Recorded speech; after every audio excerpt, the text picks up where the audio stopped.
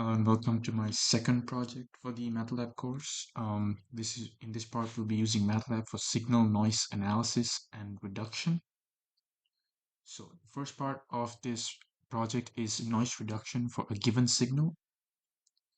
So the task objective: take this following noisy signal and use different filtering techniques to obtain as clear a signal as the original, and then we must document the effectiveness of each filtering technique.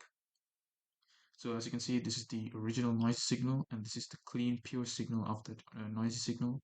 And our task is to mitigate the noise from it using a filtering technique. So the noise characteristics and filtering techniques used. So as you can see from this plot here, the maximum amplitudes occur at higher frequencies. So we want to be able to remove these higher frequencies and allow the lower frequencies to go through. So MATLAB has many different filtering techniques that we can use. But after conducting research, the best two options I narrowed it down to was a low-pass bottom filter and a bandstop filter. So a low-pass bottom filter filters out high frequencies and allow only low frequency signals to pass through. So for my code, I used a frequency cutoff of 750 Hertz with the order of 6, which means that frequencies lower than 750 Hertz will pass through, and the magnitude of the cutoff is around 6. Uh, the bandstop filter was my second option, and what a bandstop filter does is it filters out a specific range of frequency. So the frequency range I chose was 1000 to 2500 Hertz, and that range of frequency will be filtered out of the signal. And as you can see here, you can see there's a nice cut of the noise from the regions with no voiceover, so you can clearly see that the frequency worked. So if we compare the two, we can see that the simple design and highly effective implementation of the low pass filter removes all the high frequency noise, effectively removing all the noise in the signal. However, one of the main problems with the low pass filter is that it removes the desired high frequency components of the voice, which can cause the audio to be muffled, whereas the bandstop filter preserves the low and high frequencies and thus maintaining the quality of the voice. However, not all of the noise will be removed, so you could still hear a little bit of the noise in the background. But overall, the bandstop filter is far more superior than the low pass filter in terms of maintaining quality and removing noise. The second part of the project is to create noise and then remove the noise subsequently using different filtering techniques. So what we'll be doing is adding noise into the signal using different noise addition techniques and then filtering it out and determining the effectiveness of the filtering technique used.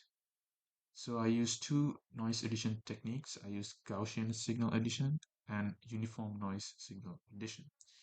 So the Gaussian signal was created by adding a normally distributed noise with a mean of 0 and a standard deviation of 0.02 to the original signal using a RAND function. This simulates realistic background interference, allowing us to test the performance of filters like the bandstop filtering in noise such as this. And as you can see here, here's the signal with the noise in it.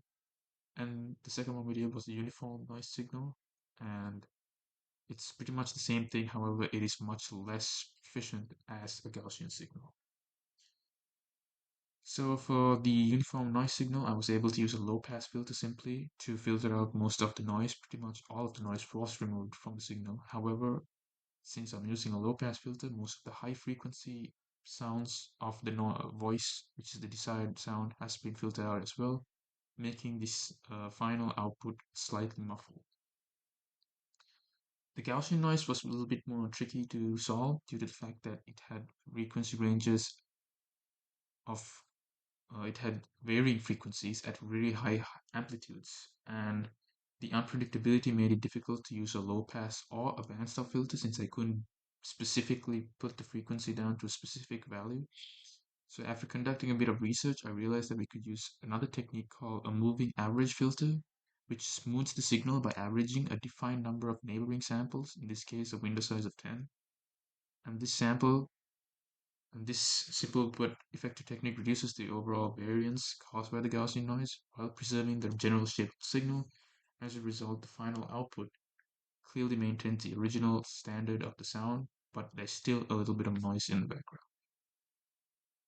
So challenges I faced in the first part of the project. So while attempting to reduce the noise in the original audio, I experimented with various combinations of the filter cutoff frequencies, and occasionally I encountered signal clipping, which caused the output to become erratic and unnaturally high pitched.